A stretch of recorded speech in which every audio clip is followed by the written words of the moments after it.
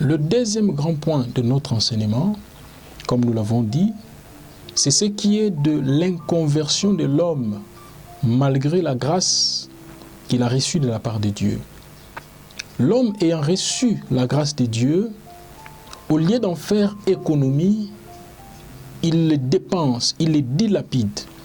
Et le texte de notre étude met en exergue des éléments par lesquels l'homme qui pourtant a reçu la grâce de Dieu dilapide cette grâce.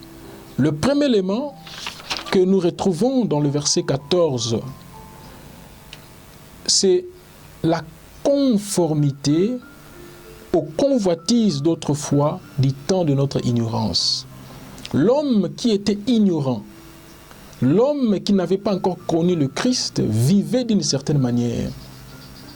Mais maintenant qu'il a reçu la grâce de Dieu, au lieu de réaménager sa manière de vivre, au lieu de réaménager son comportement, il continue à vivre de ces vaines manières, de ces manières d'autrefois, quand il était encore dans le monde. Et la Bible l'appelle les convoitises.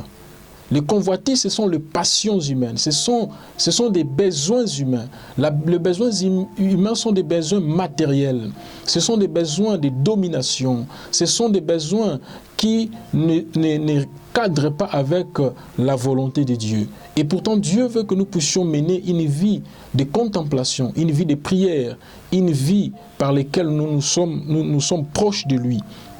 Et le deuxième élément par lequel l'homme dilapide la grâce de Dieu, c'est la vaine manière de vivre héritée de nos pères que nous voyons dans le verset 18.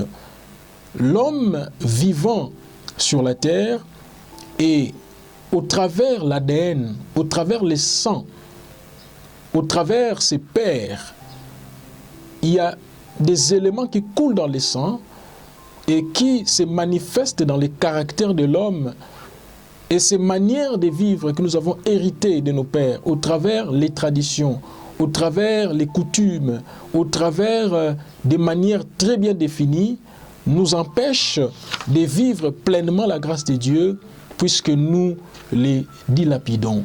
Et il y a des hommes, il y a des femmes qui, de leurs pères ou de leurs parents ou de leurs aïeux, ont hérité des manières de vivre qui ne sont pas conformes à la manière que le Christ nous demande. Et nous devons nous débarrasser de ces vaines manières de vivre afin que nous puissions faire l'économie de la grâce de Dieu. Et ce qui va nous amener sur le troisième point, et ça c'est la proposition du texte de l'auteur qui donne son point de vue par rapport à la manière dont nous devons faire l'économie de la grâce. Et le premier élément qu'il met en exergue, et nous l'avons évoqué dès le départ, c'est mettre notre espérance dans la grâce, dans la grâce qui nous sera accordée lors de la révélation de Jésus-Christ. Nous devons développer une espérance. Nous devons croire que Jésus-Christ reviendra. Et nous ne devons pas perdre de vue que Jésus-Christ reviendra pour juger les morts et les vivants. Et si nous ne nous préparons pas, si nous ne préparons pas nos cœurs à la rencontre de l'époux, eh bien, nous allons perdre notre salut. Le deuxième élément qu'il met en exergue dans l'économie de la grâce, parce que nous sommes sur le troisième point qui évoque justement l'économie de la grâce proprement dite. Le deuxième élément qu'il met en exergue, c'est l'obéissance. Il dit comme des enfants obéissants. Nous devons être des enfants obéissants auprès de Dieu. Nous devons obéir à la parole de Dieu. Nous devons obéir aux instructions du Saint-Esprit. Et c'est par cela que nous allons faire aussi l'économie de la grâce.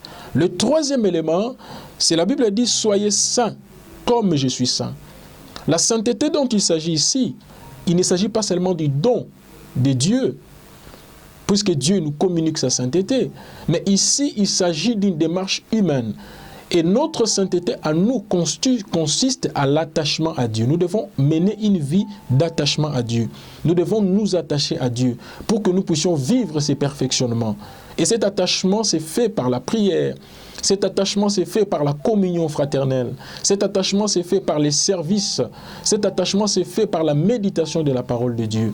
Nous devons mener une vie de piété et d'attachement pour que nous ne puissions pas dilapider, pour que nous ne puissions pas détruire la grâce que Dieu nous a accordée. Et le quatrième élément, la Bible dit « Conduisez-vous avec crainte, dira votre séjour ici sur terre ». Nous devons nous conduire dans la crainte de Dieu. Nous devons nous conduire en craignant Dieu, en considérant que nous ne sommes pas des enfants de ce monde. Nous ne sommes pas des hommes de ce monde, mais que nous sommes des fils de Dieu. Et notre attitude, notre comportement doit refléter la grâce que nous avons reçue. Bien-aimés, nous sommes à la fin de notre mission. Et en conclusion, nous voulons interpeller chacun de nous. Dieu nous a fait grâce. Et la grâce de Dieu est immense. La grâce de Dieu contient des richesses infinies, contient des richesses inouïes. Et cette grâce, elle est à notre portée. Mais Dieu veut, et c'est cela même l'interpellation de ce soir, au travers de cet enseignement, Dieu veut que nous soyons de ceux qui vont faire l'économie, de ceux qui vont capitaliser la grâce que Dieu nous a donnée par l'obéissance, par l'espérance, par la foi, par la prière, par la sanctification et par la sainteté. Ce n'est que de cette manière que nous allons faire l'économie de la grâce de Dieu. Laisse que Dieu puisse vous bénir et que cette émission soit une bénédiction pour vous. Nous allons nous revoir prochainement pour la prochaine émission. Shalom sur vous et soyez abondamment bénis. Merci.